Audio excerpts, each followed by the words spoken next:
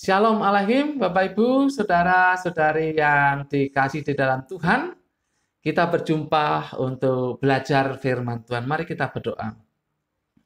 Bapa, di dalam nama Tuhan Yesus, terima kasih waktu ini Engkau berikan kepada kami, kesempatan ini Engkau berikan kepada kami untuk kami belajar firman-Mu.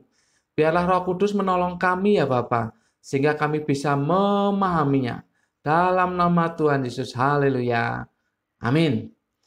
Bapak Ibu saudara-saudari yang dikasihi dalam Tuhan, hari ini Jumat tanggal 7 Agustus 2020, kita akan belajar dari Bilangan pasal yang ke-13 ayat yang ke-30. Bilangan pasal yang ke-13 ayat yang ke-30 dengan judul Teladan Kaleb bagian yang kedua, yaitu penentram dan penyemangat. Teladan Kaleb bagian yang kedua, yaitu penentram dan penyemangat. Bapak Ibu saudara-saudari yang dikasihi dalam Tuhan, kita memasuki bagian yang kedua dari pelajaran berseri tentang Kaleb. Diawali dari cerita 10 pengintai tentang keadaan tanah Kanaan yang sudah mereka intai. Ceritanya memang sangat indah. Seperti negeri yang penuh dengan susu dan madunya. Mereka menceritakan berbagai macam hasil dari tanah itu. Bahkan mereka membawa pulang hasil dari tanah itu. Tetapi menariknya di sini mereka menutupnya dengan sebuah kepesimisan. Perhatikan ayat 28 dan 29. Perhatikan ini, hanya bangsa yang diam di negeri itu kuat-kuat. Dan kota-kotanya berkubu dan sangat besar. Juga keturunan Enak telah kami lihat di sana. Orang Amalek diam di tanah Negeb. Orang Het, orang Yebus, dan orang Amori diam di pegunungan. Orang Kanaan diam sepanjang laut dan sepanjang tepi Sungai Yordan. Perhatikan kata hanya, ini menunjukkan kepesimisan. Bapak Ibu saudara-saudari yang dikasihi dalam Tuhan, walaupun tidak dijelaskan di bagian ayat selanjutnya tentang keadaan bangsa Israel yang mendengarkan cerita mereka, namun bisa dipastikan bahwa mereka terpengaruh. Mereka terbawa arus. Suasananya menjadi suasana yang tidak enak. Mereka menjadi ragu, mereka menjadi sedih, mereka menjadi bimbang, mereka menjadi takut, mereka gundah gulana, dan yang jelas mereka ribut. Mempersoalkan tentang apakah mereka masuk atau tidak. Apakah mereka bisa masuk atau tidak. Itu yang terlihat dari jawaban yang ingin diberikan oleh Kaleb. Jadi bangsa Israel terpengaruh dengan perkataan 10 pengintai itu. Tetapi Kaleb menjawabnya demikian, ayat yang ke-30.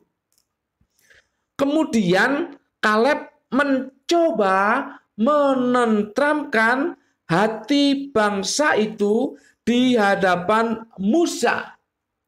Katanya, tidak, kita akan maju dan menduduki negeri itu.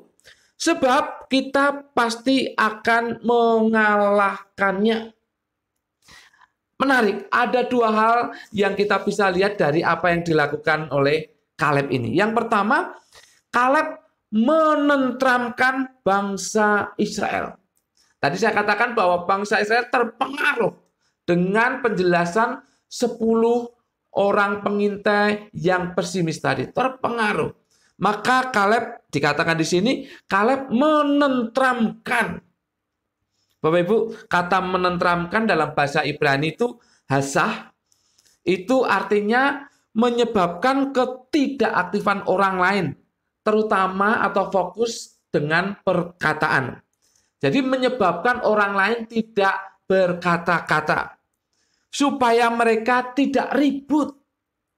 supaya mereka tidak ribut. Maka Kaleb menenteramkan mereka. Itu maksudnya. Jadi usaha yang pertama, Kaleb menenteramkan mereka. Tetapi yang kedua ada di dalam perkataan Kaleb, yaitu memberi semangat.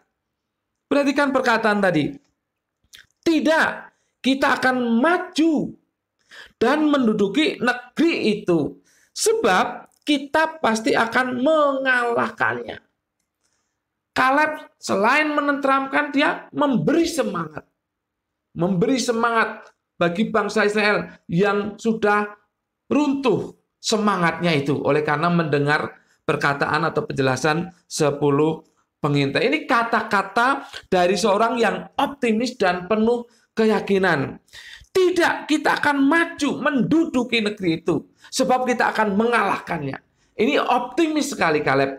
Dan mempunyai keyakinan yang sungguh akan kemenangan yang akan diraih oleh bangsa Israel. Kaleb menenteramkan bangsa Israel dan memberi semangat bagi bangsa Israel. Bapak Ibu saudara-saudari yang dikasihi dalam Tuhan, kita tahu situasi yang sekarang ini membuat banyak orang patah semangat, putus asa. Seakan-akan tidak ada lagi jalan keluar buat masalah mereka. Ekonomi dan keuangan morat-marit. Belum lagi ada masalah-masalah yang lain. Putus asa. Dan mereka menjadi ribet. Bagaimana ini, bagaimana ini, bagaimana ini. Apa kita bisa begini, apa kita bisa begini. Menjadi ribet. Nah Bapak Ibu sebagai orang percaya, kita harus meneladani Kaleb untuk menenteramkan mereka. Jangan ikut-ikutan membuat gundah. Jangan ikut-ikutan membuat ribut. Jangan ikut-ikutan membuat suasana menjadi gaduh. Kita harus menenteramkan orang-orang dalam suasana hati yang seperti itu. Di mana saja. Mungkin di keluarga Anda terjadi situasi yang semacam itu. Mungkin di masyarakat sekitar Anda. Mungkin di gereja Anda. Bisa terjadi suasana seperti itu. Sebagai orang percaya yang sudah melihat teladan Kaleb ini, kita harus meneladaninya, menenteramkan orang-orang yang ribut oleh karena masalah, oleh karena tujuan atau cita-cita sepertinya tidak bisa dicapai. Kita harus menenteramkan hati mereka. Tetapi yang kedua, beri semangat. Beri semangat. Ayo kita bisa. Kita lakukan. Kita mampu untuk menghadapi masalah ini. Kita mampu untuk mengatasinya. Beri semangat mereka. Jangan buat mereka tambah kendor, tapi beri semangat. Mereka membutuhkan semangat untuk mereka bangkit melawan masalah yang ada. Sebab tanpa semangat, masalah tidak bisa diatasi.